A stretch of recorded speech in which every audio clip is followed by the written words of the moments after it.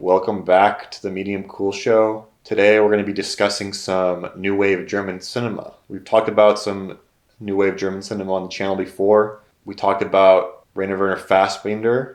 We're talking about today the Bitter Tears of Petra von Kant. We previously watched Fox and His Friends, and we also watched Wim Wenders' film Paris, Texas, which is an interesting video. Check it out. Yeah, so last night we went to go see the Bitter Tears of Petra von Kant at our local cinema, Vidiot's. You're a little Vidiot. Yeah, I'm a big fan of Rainer Werner Fassbinder. Yeah, he's great. Oh my god. I'm already so enthralled with him when you hear he made 40-something movies and he died when he was 37. You make more movies than your age. Yeah, from 21 to 37. You're insane, dude. He's insane. He's just a creative force of nature, you know? Like that, there's something just so enthralling about that. And like, the movies he makes are very like, you know, I want to say controversial, that's not the right word, but they're very like daring. They take a lot of risks. Yeah. And they like touch on subjects that like a lot of people weren't touching at the time. Yeah. You know? On God. And fuck, like how can you not like that, you know? Like he's such a fucking interesting guy and like such an amazing writer. He has like a little bit of like you were saying yesterday, a little bit of like Ingmar Bergman in him with his writing and his philosophy and his dialogue. Yeah. He has a little bit of Brunel with his like surrealism. Yeah. And, like I don't know. It's just very boots on the ground director too in general. Like the fucking shooting on the street. Shoots one take. He would have like a theater company that was very, very familiar with, and they would rehearse a lot. And they would do plays too, and it would be like, okay, one take, yeah, we'll do a movie, and it's like one take, puts out 2 feature films a year sometimes. Like the fuck, dude, that's insane, dude. He's just absolutely a workforce, you know. This movie is like a lot of people say Tears of Petra von Kant is his magnum opus. Yeah, the Bitter Tears of Petra von Kant is definitely like the first Fassbinder movie that I saw that really opened my like eyes to him, you know, and I was just like, holy shit, this is like really good. Like this is art, and that's like really what opened up for me to watch like a lot of his other films and stuff, and like they're like all masterpieces, honestly. Like this is a masterpiece, a chamber drama, so it takes place all in one room of this woman who's like going through it, this narcissistic fashion designer.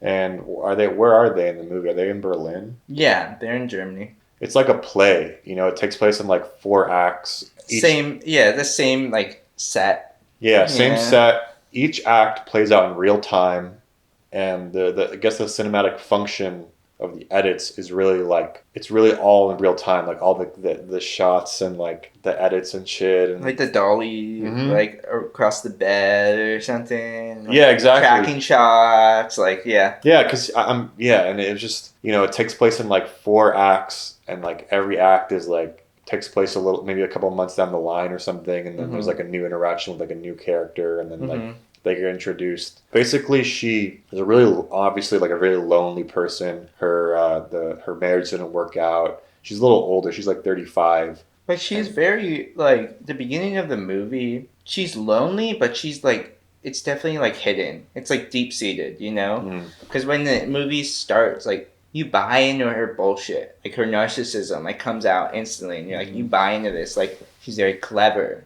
She's very successful. Like she treats that like she's the cause of that success, you know, not luck or anything else. You know, it's like she's very talented and stuff. And like her friend comes over, Sidoni, and like she's very enthralled by her, you know. And like it's like you can totally tell that like Petra has this like air about her where you're like, oh, she knows what she's doing in a way, you know.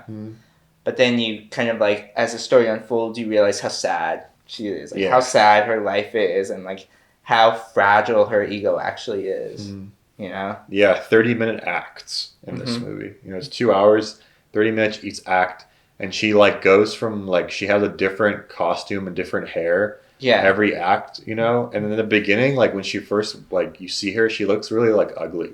Yeah, you know she looks terrible. Like they put makeup on her, like she has black eyes, or she's on drugs or something. Yeah, and then by the end of the movie, she looks like really beautiful. You know, which is really interesting because usually it's like, this is kind of like a spiraling insanity type kind of movie where she just alienates everyone that like likes her in her life. Mm-hmm. You know, everyone, because she can't get the attention that she wants, because like the attention she wants is always like fleeting. Mm-hmm. You know what I mean? So she has to like store her emotions in trying to, you know, reel in this 23-year-old girl who's very naive, and she's not like super smart or anything. She just likes the basic stuff, but she's trying to like make her into a model and like kind of like keep her in this cage. Mm-hmm. You know, and that's like the relationship that develops from the beginning to the end, and how she isolates all the people. I don't know, she's like has some psychosis or something. Like, I think the thing is, like, you know, because I know Rainer Werner Fassbinder, he wrote this. Like I told you, he wrote this on a plane ride in 12 hours from Berlin to Los Angeles or something like that. Yeah. And like he wrote this whole thing by hand for a play. He eventually made the play into a movie. I know he takes a lot of inspiration from his real life, from his real relationships he has with women he's had in his life, with people that he's used or have used him, you know? That's what I love about him. He's such a cerebral filmmaker when it comes to writing. He's able to like take a very, very personal experience. He's able to explain it in a way that you're like, I get it, you know? And not a lot of writers or directors can do that, where it's like, you can relate to something or a feeling or like mistreatment or something, but like he's able to like make you sympathize with like the mistreatment of someone, you know? And I know he's taken a lot of inspirations from his real life for this, and I think it's kind of about how he views your dependence on someone, where your value comes from. Because if you put your value and stock in something that is like fleeting or like fragile or not worthy of like your own self-value, then you can see how like the downfall would be way greater, you know what I mean? Yeah. And just, like for real. Yeah, it's very like deep, and this sort of like he was very ahead of his time. Like he was making these like very modern movies about like same-sex relationships, like seen through all of his work. Very progressive, even like radical. He's like radical even just like in his what he's talking about and in his technique too, dude. Like it's so like cool. Like I don't even know if he's shooting everything in one take. That means he's like, okay, we're gonna have one shot over here, and then I know I'm gonna be done, and then we have to like, oh, this is gonna be the new blocking, and then do another take of like, but later in the script. Yeah. So basically, just shooting like, dude, that's so crazy, dude. Man. It's. I mean, I'm not saying everything was in one take. That's fucking insane, dude. Like camera work is amazing in this movie. Yeah. And you think about like how quick he shoots his films and stuff, you're like, holy shit, dude. Like he was in like peak form. Yeah. Everyone on that crew was in peak form making this movie. Like, and all the blocking. And oh my god, yeah. It's like pure cinema, like the collaboration of everything that just works so well. Cassavetes, I associate him with kind of like very running gun filmmaking, you know, like very like his cinematography is very like out of focus, like jittery, like not blocked out, you know. It's supposed to be like very, very on the, you know, cerebral and stuff. And I kind of associate Rainer Werner Fassbinder with run and gun filmmaking too. But this fucking cinematography was amazing, dude. It looks so good. Yeah. Like holy shit. Yeah. It's like a craft. Yeah. You know, it's like really pure. He's painting in this movie for sure. In the frame.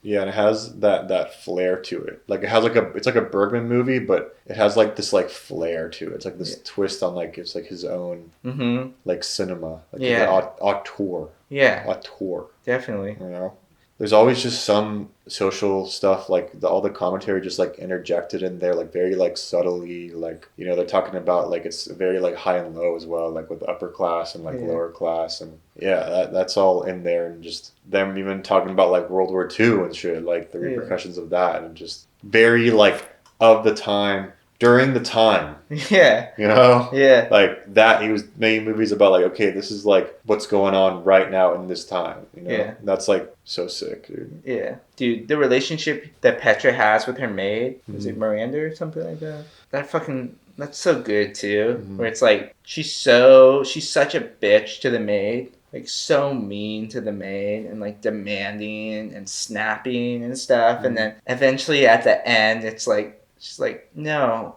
I want to see you as an equal. I need to get to know you as a person. And then she's like, all right, you're not going to fulfill this like masochistic desire that I have. I'm going to leave now. And the maid just leaves. And it's like, she never talks. The maid never speaks at all. It's just like, this is it. I'm leaving you now. Like, you're such a, like, you kind of thought like, oh, she was in love with Petra the whole time, you know. Yeah. But like, I think it was more like she was jealous that Petra was like mistreating these other people. You know what I mean? When she wanted to be the one that was mistreated. Yeah, yeah, that's what she said. Yeah. Like, oh, she likes being treated that way. Yeah, which I think is like a whole other commentary on like, you know, Yeah, and there's a this, part like I think he's saying like there's a part of us too that like always wants that tension and mistreatment. Like we almost deserve it, you know, from someone that we love and like I don't know. It's like how do you like send that part of yourself away and like go to it like an actual like good healthy place with healthy relationships, you know? yeah. She also reminds me of like people I've known in real life that I've worked with too. Yeah, Petra. Yeah, Yeah, yeah, yeah. for real. Yeah, The Bitter Tears of Petra von Kant, 1972. Yeah, it's a masterpiece. It is Rainer Werner Fassbinder is one of the goats, I would say. for sure. It's Yeah. on the Criterion for a reason, right? Yeah. Janus Films. Yeah. Janus Films, baby. Yeah. All right, guys. I just want to say like one last thing though too. You can edit it in, but like people are fucking dying laughing watching this movie.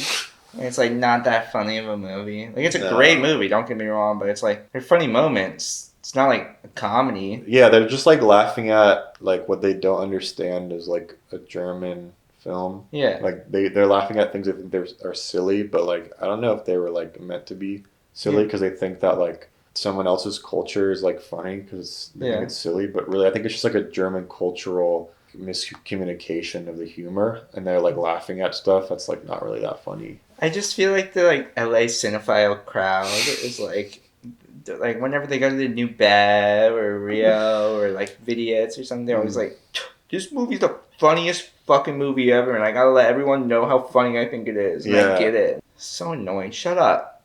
Yeah, they're Shut like, up, dude. Like, almost ruins the movie, dude. Oh my god. Yeah, they're like, ha ha ha, she rolled off the bed. Ha ha ha ha, she drank another glass of alcohol. Ha ha ha ha. Oh my god, that's so funny. Look at the mannequins behind them. Oh my god, same sex joke. Yeah. Whatever. Anyway, that's my rant. Fucking annoying ass bitches, bro. Don't you want to fuck them up?